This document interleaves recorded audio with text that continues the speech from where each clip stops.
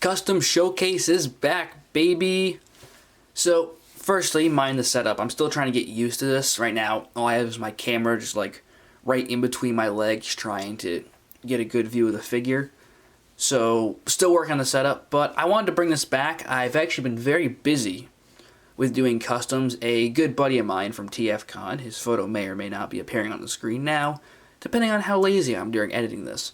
But anyway, about a year ago, he commissioned quite a few custom figures from me, and through the last year, I have, as a matter of fact, been working on them. So this was the first of the customs I've had done. This was a rather simple job, and I just figured I'd make a couple videos about them, showing them off as I've done this in the past before. Now I have a couple of these in the bag, but I'm going to spread them out a bit. So anyway, Ratchet. This is the Siege mold that he asked me to turn into the Marvel Comics colors, more in the vein of the IDW color schemes, which obviously takes homage from Marvel Comics. More specifically, the early era of Mamite for IDW, a comic we both love. So, changes on this guy. Bot mode, actually there's not many changes overall. So, in robot mode here, I'm going to bring him closer to the camera. We have, I'm going to do splits. We have the head sculpt. Please focus. Might focus. We'll see. I don't know. I'm sorry, guys. I'm trying with it. Oh, here we go. So, we have the head sculpt. This was a pain in the butt, especially the crest with the black here.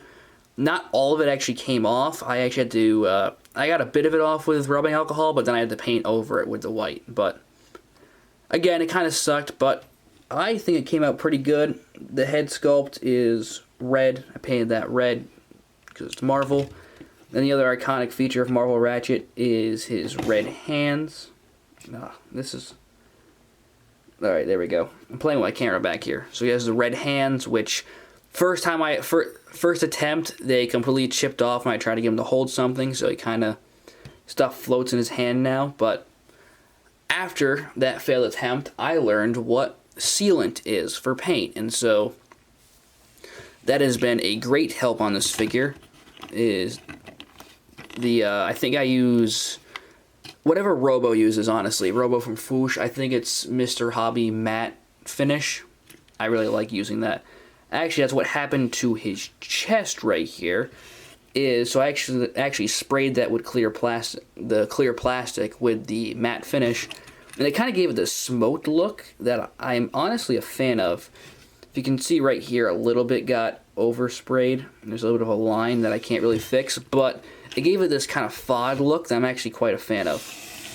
And then the last for this figure is the red thighs. Those are new. I can't remember if that is on Marvel Ratchet. I think it is, but I also wanted to do this just because I thought the color breakup overall was better. And then we have the wheels, but the wheels you're going to see better in alt mode, and I'll explain them there. So, alt mode. Alright, that was a very quick transformation. That took me like 10 seconds off camera. So, to alt mode, the only main change, which, okay, first off, I just want to note something. Looking at this figure through camera, I never realized that these right here form like headlights. That's really awesome. But, yeah, so, me discovering something on a 5-year-old figure outside of that. So the main change here are these wheels we got. Let me try and, there we go, focus on them. So the wheels. These were actually my idea. So I was doing the hands one night, I was kind of playing around. I had taken the wheels off so I could have better access to the hips and the feet, because I repainted all the red on the figure to match. So like, Ratchet had all these red accents beforehand, I just painted over them so it all matched the same color. But so I was just playing around one night, and I was just like looking at the wheels, and I was looking at the IDW art as reference too. And I was like, huh, you know what? I think I could paint these wheels in a way to give them the sci-fi look.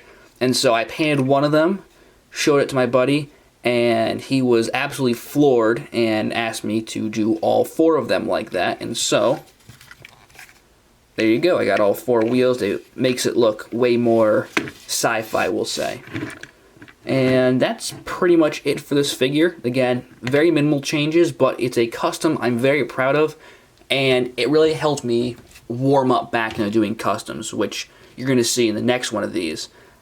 I did some cooking after this.